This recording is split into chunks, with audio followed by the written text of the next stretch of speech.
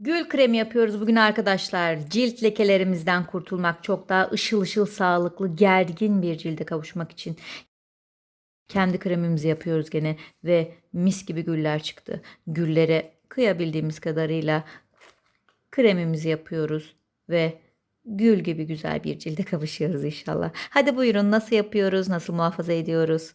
Birlikte izleyelim. Hemen yapım aşamasına geçiyorum.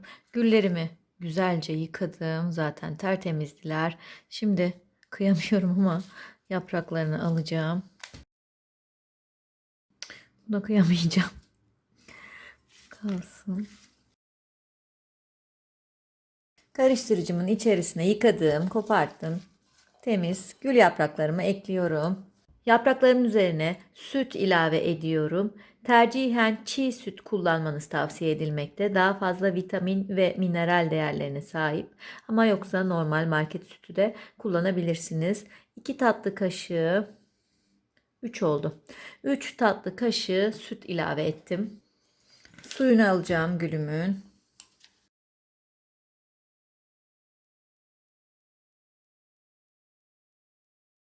Bakın, esas özü şimdi çıkıyor.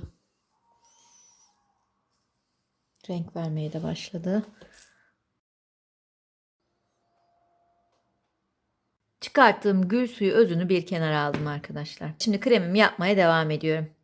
Aloe vera kullanacağım. Aloe vera jel. İsterseniz şöyle bitkisini de kullanabilirsiniz. Ben bu sefer jelini tercih ediyorum. Çünkü sürekli bitkiyi kullanmaya kıyamıyorum açıkçası. 3 tatlı kaşığı dolusu aloe vera jel aldım. Şimdi bu aşamada güzelleştirmek sizin elinizde. Eğer özellikle leke şikayetiniz varsa, yaşlılık belirtileriniz artmışsa, yüzünüzde çiller, benler, güneş yanığı gibi izler, lekeler varsa gliserin mutlaka kullanıyoruz. Şöyle yarım tatlı kaşığından biraz fazla gliserin. Tatlı badem yağı. Eğer yoksa zeytinyağı da kullanabilirsiniz. Şöyle yarım kaşık tatlı badem yağı. Çok fazla kullanır iseniz eğer tüylenme sorunu yapacaktır. Yani bu oranı çok daha arttırırsak tüylenme sorunu yapacaktır. Onun haricinde herhangi bir sıkıntıya uğramazsınız arkadaşlar. Herhangi bir tüylenme sorunu yapmaz yüzde. Ölçüyü o yüzden az kullandık. Nar çekirdeği yağı. Ben göz altımı da kullanacağım için, göz altımdaki kararmalar gitsin, o morluklar gitsin istediğim için nar çekirdeği yağı da kullanıyorum. Şöyle yarım tatlı kaşığı. Çok işe yarıyor nar çekirdeği yağı. Yani bunu pamuğa damlatıp direkt uygulama da yapabilirsiniz ama sürekli tek başına yağ kullanmanız, göz altınızda bu küçük kistler oluşuyor, beyaz yağ bezeleri oluşuyor. Onlara sebebiyet verebilir. Sadece yağ direkt uzun süre kullanmayın ama bu şekilde krem haline getirdiğinizde herhangi bir sakınca olmayacaktır. Tam aksine çok işe yarıyor nar çekirdeği yağı. Ben favori keten tohumu yağı. Favori yağlarımdan biri. Bunu ekliyorum. İnanılmaz iyi geliyor çünkü keten tohumu yağı. Bu şekilde keten tohumunu suda bekletip yağını da elde edebilirsiniz. Ben bugün en pratik yöntemlerle yapmaya çalışıyorum. Şöyle bir tatlı kaşığına yakın keten tohumu yağı ekliyorum. Ben son olarak E vitamini kapsülü ekliyorum. Eklemek zorunda değilsiniz ama.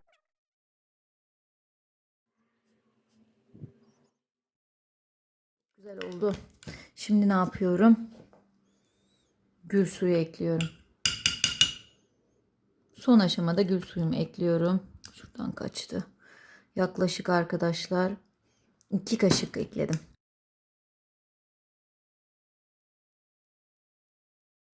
Son anda gül suyu birazcık fazla kaçtı. Yarım kaşık aloe vera tekrar ekliyorum. Tabii eğer kırmızı güllerle yaparsanız çok daha güzel bir rengi olacaktı. Benim elimde bunlar olduğu için bunu kullandım. Hiçbir fark yok. Oldukça güzel oldu krem. Etkisi çok iyi olacak arkadaşlar. Hemen nasıl muhafaza ederiz, nasıl saklarız o aşamaya geçelim. Ağzı kapaklı boş bir krem kabına aktarıyorum. Bir sabah bir akşam olacak şekilde hazırladığım gül kremini yüzüme, temiz cildime uyguluyorum. ve çok daha parlak, sağlıklı, kırışıklıkların azaldığı, lekelerin gittiği güzel bir cilde, böyle ışıl ışıl bir cilde kavuşuyorum inşallah. Eğer biraz daha uzun süre bekletirseniz sütün içerisinde gülünüzü, rengi giderek daha kullandığınız gülün rengine kavuşacaktır. Bizim rengimiz bu şekilde oldu. Kırmızı ile yaparsanız çok daha böyle pembemsi bir krem elde ediyorsunuz. İşte gül kremimiz hazır. Her zamanki gibi temiz cildime sürüyorum. Dairesel hareketlerle masaj yapıyorum. Böyle ağzını kapattım. Buzdolabında 2 haftaya yakın muhafaza edebiliyorum. O yüzden ölçülerinizi çok fazla yapmayın. Taze taze yapın.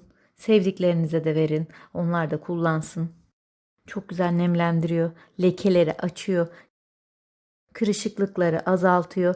Yani zaten bir kere yaptıktan sonra bu kremi tekrar mutlaka yapmak isteyeceksiniz. Gözünüz güllerde olacak arkadaşlar. Şimdi ben bunu cildime de uyguluyorum.